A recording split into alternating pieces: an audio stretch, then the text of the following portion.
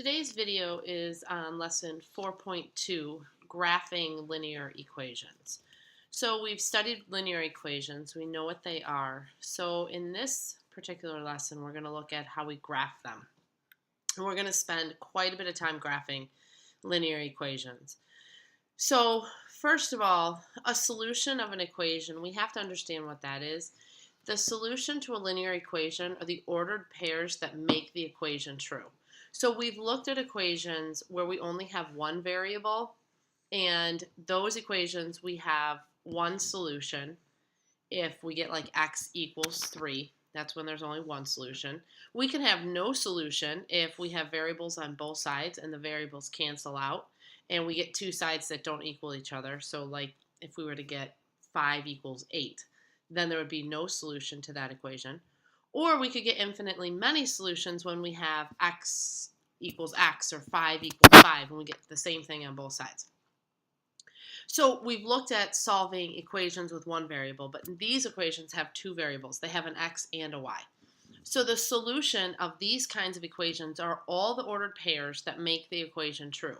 So that's why we graph them, because the graph is all the ordered pairs that make the solution or the equation true. And so any number that falls on that line is a solution. So the graph of the solution is the set of all points that are solutions to the equation. So we're going to look at that here in a little bit. So here we have our first example. It says use the graph to decide if the points lie on the graph of 4x plus y equals 8. So I'm telling you that that line right there on the graph is the line of the equation 4x plus y equals 8. And so we have the ordered pair 1, 4. Is that a solution? So we start at the origin and we go over 1 and up 4, and we find out that that indeed is on the line. So 1, 4 is a solution. So if I plug 1 in for x and 4 in for y, I get 4 times 1, which is 4, plus 4 equals 8. And that is in fact true. The next ordered pair, 3, 4, I want to know if that's a solution. So again, I start at the origin, I go over 3 and up 4, and that point is not on the line. So therefore, the ordered pair 3, 4 is not a solution.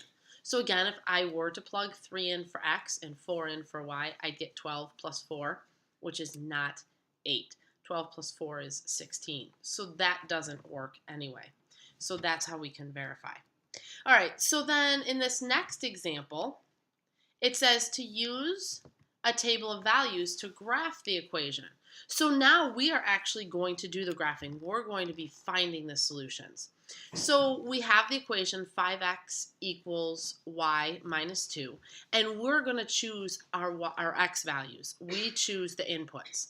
So I always want you to use 5 numbers, because if you make a mistake with 1 and your point is not on the line that you draw, then you know that that's an incorrect point, so you can adjust. So 5 is always a good amount of numbers to check. And we always want to use 0 because that's the easiest number to compute with. And then we want 2 negative numbers and 2 positive numbers. So I, most of the time, will use -2, -1, 0, 1, and 2 because they're just easy numbers and they're close enough together so that when I graph the answers, they're all going to be pretty close to the origin, so it'll be easy to graph. So I start by plugging in -2 for x, and so then, and you can see I have that problem right here. I have 5 times -2 is -10, and then I take y minus 2, add 2 to both sides, so I get -8. So if x is -2, then y has to be -8. Then I plug in -1 for x. 5 times -1 is 5, equals y minus 2, add 2 to both sides, I get -3 for y. Then I plug in 0 for x, and I didn't show you that work, but I plug in 0 for x, I get 0 equals y minus 2, add 2 to both sides, and I get 2. So I've started. What I'd like you to do is to finish for 1 and 2. So go ahead and write down the equation with using 1 and 2 for x. And then you can see here I've already graphed those ordered pairs. I stopped, but you can go ahead and continue that graph. It'll be up here someplace, your points, but that's okay. It'll be close. All right, so I'd like you to finish that problem for tomorrow.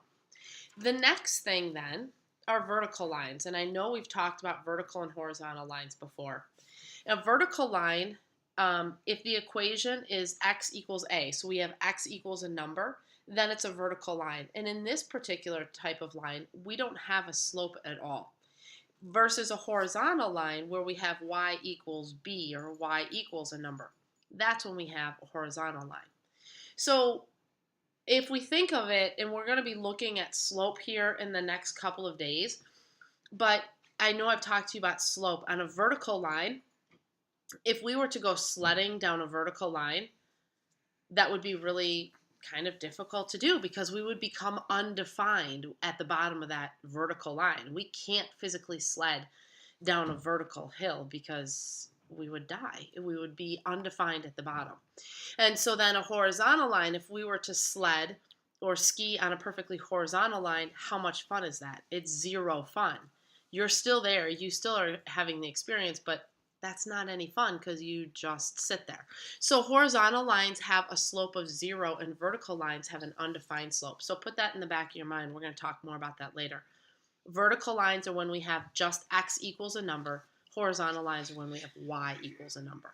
That's hugely important, and that's a concept that a lot of people have a hard time figuring out and remembering. So make sure you put a star by these, highlight those notes, because it will come back many, many times over to see those vertical and horizontal lines. All right, so here are a couple problems I'd like you to do. The first one are the points 3, -4, and 5, 0 on the graph of x minus 2y equals 5. So you can use that graph to determine that. And I also want you to plug those numbers in.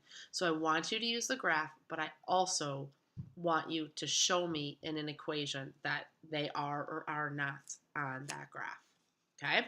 And then your last one is on the last page of the notes. I would like you to use a table of values to graph that equation. So I gave you the 5 numbers I want you to use. Plug them in, be sure to show your work, and then graph that on the coordinate plane. That's all I have for you for this lesson. Have a great night. See you tomorrow.